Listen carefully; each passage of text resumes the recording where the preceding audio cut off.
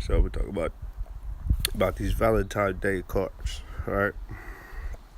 So in the ancient of days, right, or in wartime, during wartime, in the scriptures, it tells you that if a man first get married, right, the first time you get a wife, you're not supposed to go out to war. You're supposed to stay behind with that woman for a whole year.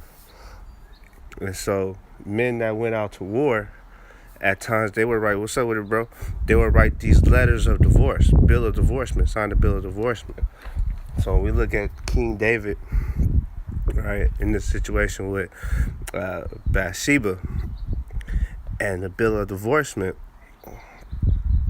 and Valentine's Day and Valentine's cards, understand that when a woman who was married to a soldier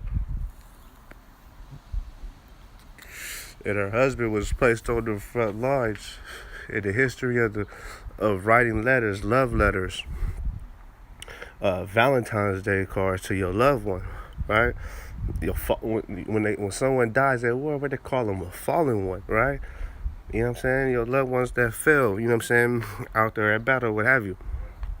A lot of times these soldiers, they, you know what I'm saying, in some of the histories, they would take their woman's scarf or something, or a medallion or something, and place it upon them in battle, you feel me? And sometimes they'll send that shit back within the letter to let them know, you know what I'm saying, like modern day flag type shit they sent. So anyways, the Valentine's Day cards, bill of divorcement. When a woman received this card, it was a bill of divorcement. So technically, you know what I'm saying, the history behind the Valentine's Day card, and if you see the woman get a card, it meant that she, you know what I'm saying, her nigga was gone. That means she was free, man. She was free from the law for her husband. And so, the history of Valentine's Day cards and what have you came from this tradition of wars and soldiers going out to war and leaving behind a woman. See, so soldiers and going out to wars, they would leave out in ships, and sometimes it wasn't sure if they was gonna ever return. You feel me? So when you look at this history of Valentine's Day cards, and you gotta look at the spoils of war and war booty. The woman, all right, was looked at as a spoil. So a lot of times, you know what I'm saying, in order to get the woman, you take the spoil. How you doing, bro, man? They would cause war and then invade the land while the men of war are out. The Israelites took a few cities that way. They was able to take over some cities because there was no strong men in the city. And so they was able to invade the city and take over the city because all the men of war was out. So when you look at the spoils in Valentine's Day, its history, writing of the bill of divorcement, David, Bathsheba. This is one of the examples of this bill of divorcement and taking of another man's wife that is away at war, that dies at war. In ancient times, you feel me? You had to.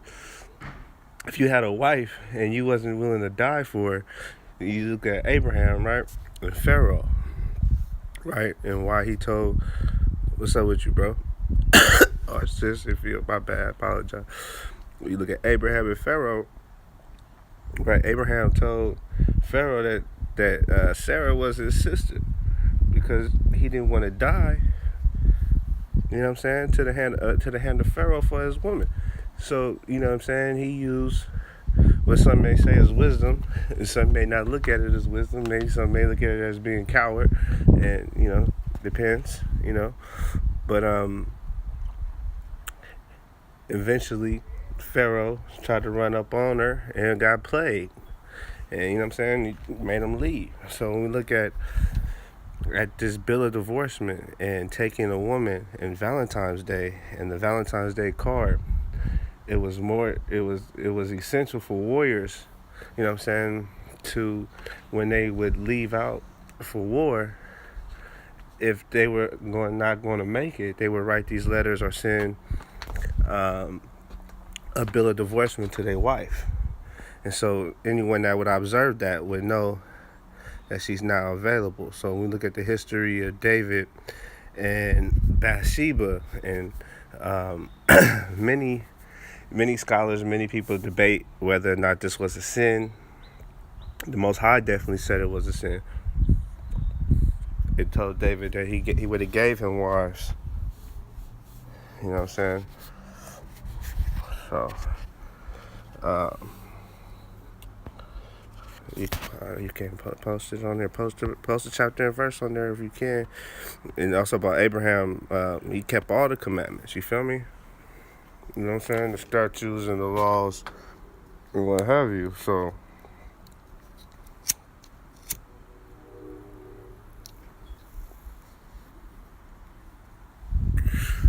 but yeah.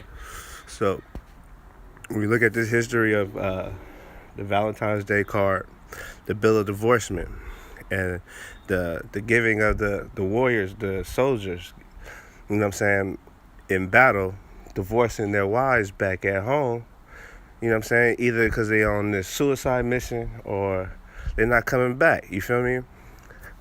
So, in a sense, some have justified David in a sense in saying that by placing Uriah on the front lines, he sent the bill of divorcement to Bathsheba, making her eligible technically under the law, right? So only was he guilty of putting Uriah in the lines of death. But as a warrior, as a soldier, you know, that's what they do. That's what he's hired to do as a soldier. You know what I'm saying? So anyways, many people debate this David situation in Bathsheba, and have different interpretations and use other different stories to speak on this. But Psalms the 11th chapter is where this Cupid and this arrow with all this Valentine's Day and all this comes into play. You know what I'm saying? So this spirit, Lupercalia, or Cupid's arrow, and or love per se,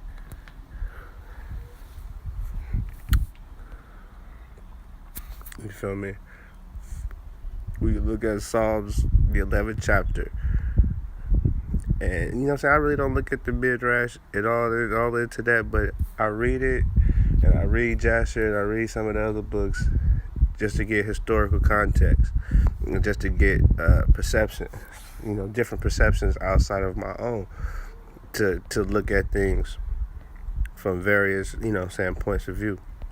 But Cupid, Nimrod, when we look at Bounty Hunter and Pawn, and all of these different festivities that have come from these traditions, you understand, most of these traditions in regards to love, when you have soldiers and you have a war class, and usually you don't want them to be married. You know what I'm saying? You know what I'm saying? So usually when a soldier does, according to the scriptures, get married, he's supposed to stay home for a year, be with his wife. You feel me? Because out there, as a soldier, you leave territory, your home.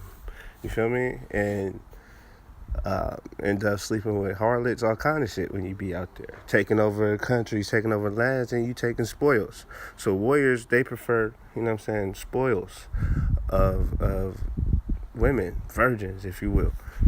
Historically. That was their reward.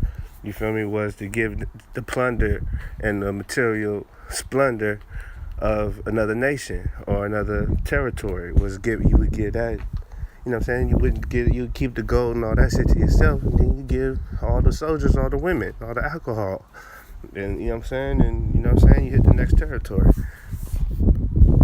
So these histories, a lot of these things come from a lot of war deities. You'll notice that some of these during this time, it's a lot of war deities and a lot of things associated with goddesses of love and war, and somehow peace is always correlated. When you look at this love, God of wars, and peace, and intoxication, and drunkenness that exists right during these times. Um, so, you know, these texts, a lot of these texts, the books of Enoch, the books of Jasher, uh, are good studying tools to get more perspectives on things. But we look at rum and the selling of rum and this prophecy of Joel, the third chapter, and the sugar canes and the sugar trade from in the New World, and how they exchange when you look at in Hawaii, especially during this time, you have the Valentines Day massacre. So when it came to a lot of these lands, in these lands trying to exploit the alcohol, Captain, you know what I'm saying, you look at Captain Morgan, the rum, and the sugar canes out here down in South America, as well as the islands, you feel me, in the Atlantic and in the Pacific. All that is associated with this new world. It's just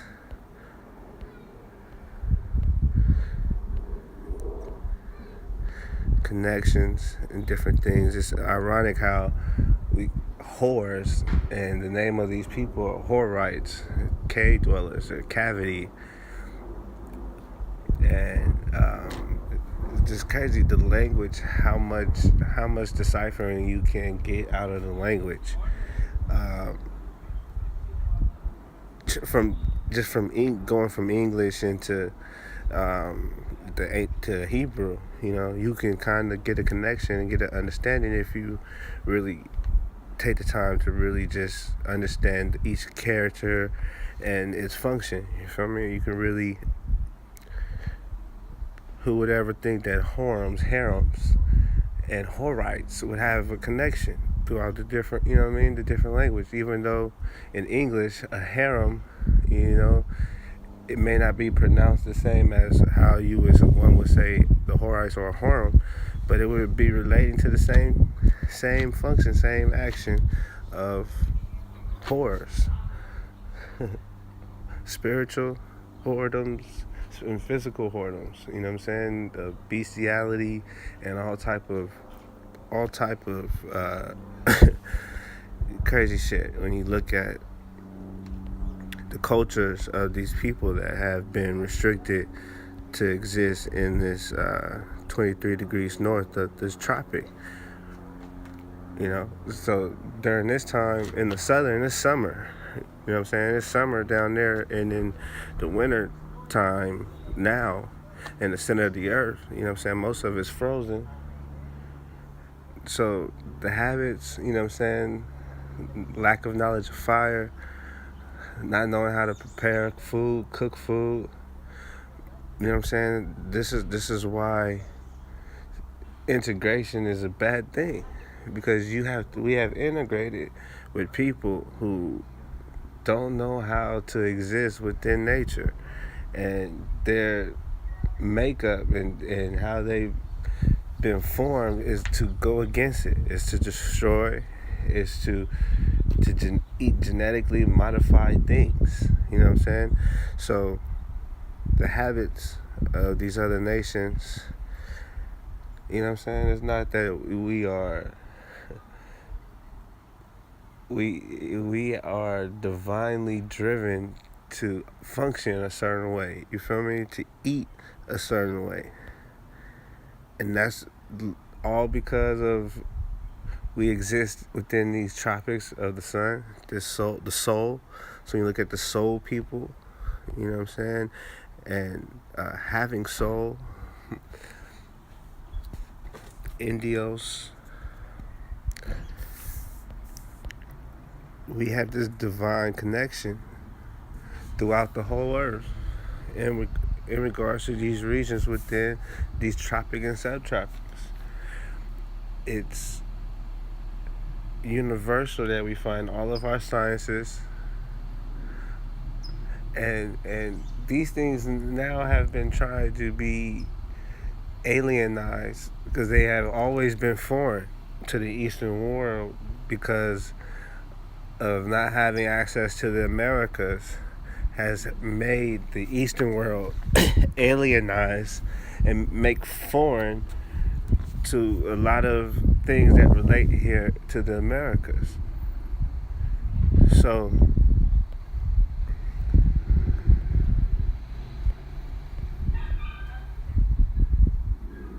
yeah,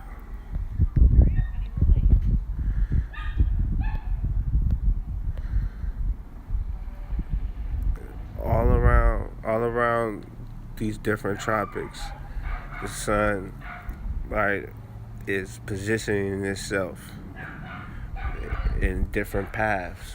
So when we look at the creation and the forming of days and to weeks, and weeks into months, months into seasons, seasons into an annual year, years into decades, these things had to be observed. And the sun annual process aligned with the Most High's holy days and pilgrimages, 3 pilgrimages, were understanding to keeping us aligned and divinely connected with the earth.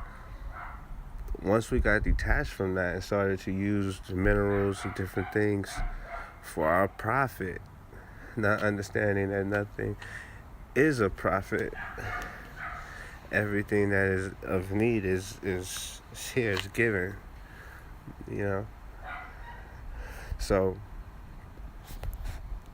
in Dios, God's people, man, you know what I'm saying? And when you look at the how they even made dias, dia, a foreign or a region abroad, and God's people have always been, you know, we've been hidden from them, mostly because of the waters and the, you know what I'm saying, being on this island continent.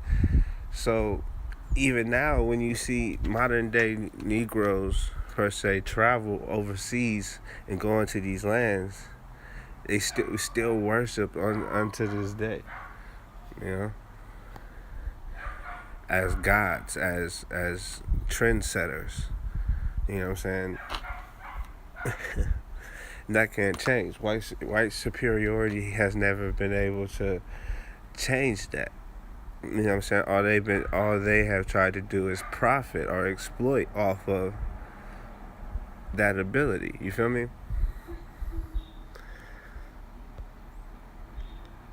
But we'll forever be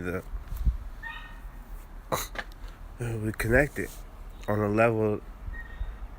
You know what I'm saying? That's why soul music, soul food, the fertility, you know what I'm saying, of the earth, and the lack of knowledge of it. You know what I'm saying? We buy. We don't do no kind of agriculture, like on a cultural base. You know what I'm saying? Everything is cash money instead of cash crop. You know? But yeah, man, I'm trying to get back to it. I'm trying to get land protected with bullshit paperwork. You know? But hey, you gotta be trying to do something. You know what I'm saying? Can't just sit around doing nothing.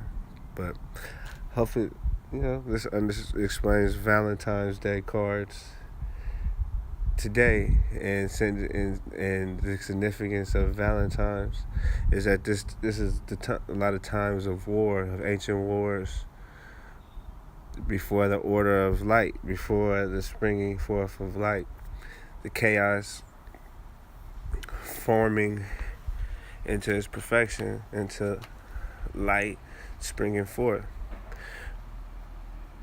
So as this spring, as we get closer to the springing, things will start to get more on order and be less chaotic.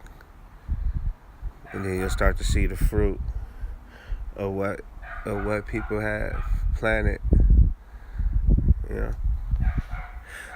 I'm just observing, taking shit day by day, trying to eat better. We're fucking up, but yeah, we are within these regions of these tropics. So we gotta eat a certain way. We gotta get divinely connected. So yeah, peace.